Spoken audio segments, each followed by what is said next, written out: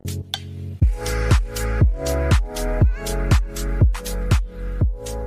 प्रिय दर्शक बंधुरा, आमी ऋतु। आज के डिसकास करब सेक्सलेस मैरेजर विषय। सेक्सलेस मैरेज एक एमन कंडिशन जेखाने बाइरे थेके हयतो तादेरके खूब साधारण मने होबे, किन्तु तादेर विवाहित जीवने सेक्स नामेर जे जिनिस सेटा एकेबारेई थाके ना। ना कोनो अशांति, कोनो झमेला, कोनो झंझाट एई जोन्नो नय।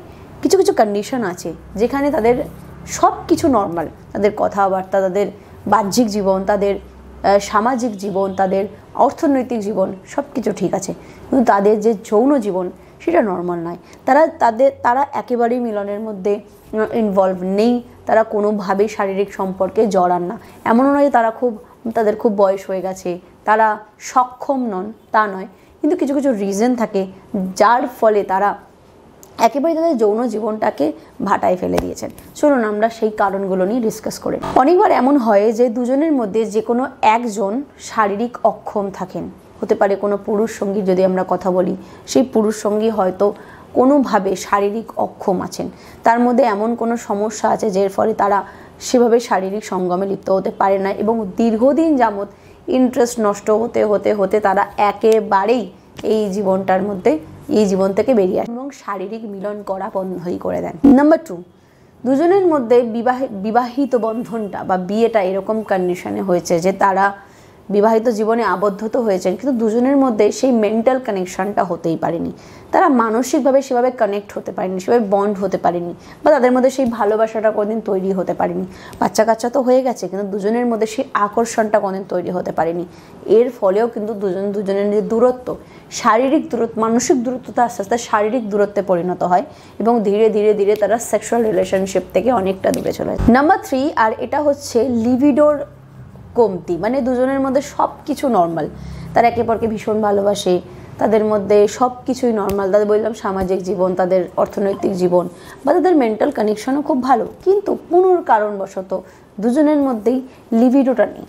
এবং লিবিডোটা যখন নেই তখন তাদের ইন্টারেস্টও হয় না, তাদের ইচ্ছে শক্তিটাও সেভাবে তৈরি হয় না, ফলে আস্তে আস্তে কিন্তু তারা একেবারেই শারীরিক সম্পর্কে আবদ্ধ হওয়া বন্ধ করে দেয়। এছাড়া লং ডিস্টেন্স রিলেশনশিপ, এরকম অনেক বিবাহিত কাপড়রা আছেন যাদের হাজব্যান্ড বাইরে চাকরি করেন বা দুজনেই চাকরিরত এবং তারা দুজনের থেকে অনেকটা দূরে থাকেন। এই যে লং ডিস্টেন্স রিলেশনশিপটা প্রথমের দিকে তাদের সমস্যা না হলেও ধীরে ধীরে যৌন জীবনটাকে ভাটাইনির দিকে নিয়ে চলে যায় এবং আস্তে আস্তে কিন্তু তারা শারীরিক সম্পর্কে আবদ্ধ হওয়া বন্ধ করে দেয়।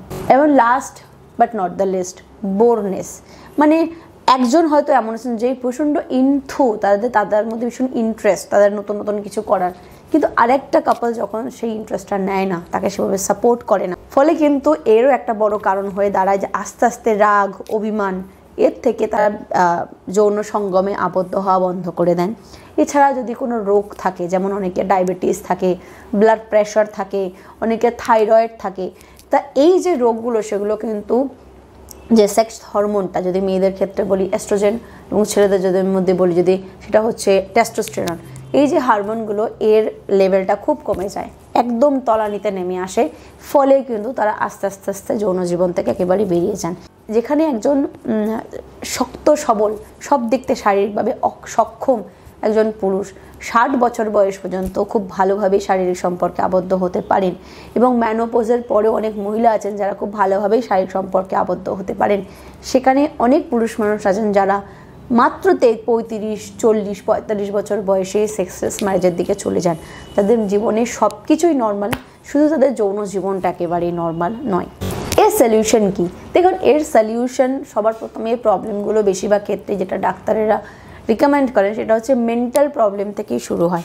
মানে দুজনের মধ্যে মানসিক দূরত্ব, দুজনের মধ্যে ঝগড়া, দুজনকে পছন্দ না করা, অপছন্দ করা, দুজনের উপর অভিমান করে থাকা, এই জিনিসগুলো আস্তে আস্তে দুজনের সাথে যৌন সঙ্গমে লিপ্ত হওয়ার যে ইন্টারেস্টটা সেটাকে নষ্ট করে দেয়।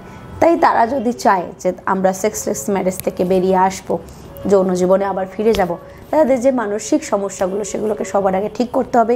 একটা ভালো কাউন্সিলরের কাছে ভিজিট করে কাউন্সিলিং করতে হবে। অনেকে এটা ভাবেন কাউন্সিলরের কাছে কেন যাব, আমি কি পাগল নাকি?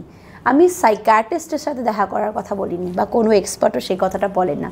সাইকিয়াট্রিস্টের মধ্যে এবং একজন সেক্স কাউন্সিলরের মধ্যে বা একজন নর্মাল কাউন্সিলরের মধ্যে হিউজ ডিফারেন্স হয় এবং অনেক সময় এমন হয় যে আমাদের মানসিক অনেক রকম রোগ আমাদের শারীরিক রোগকে খুব বেশিভাবে প্রমোট করে।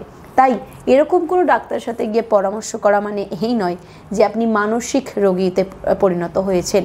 আমরা অনেকে এমন আছেন যারা যারা সমাজে খুব স্বাভাবিকভাবে ঘোরাফেরা করি, কিন্তু আমাদের অনেকের মধ্যেই এমন মানসিক সমস্যা আছে যেটা বাইরে থেকে বোঝা যায় না, এবং এগুলো কিন্তু একটা বড় কারণ হয়ে দাঁড়াতে পারে।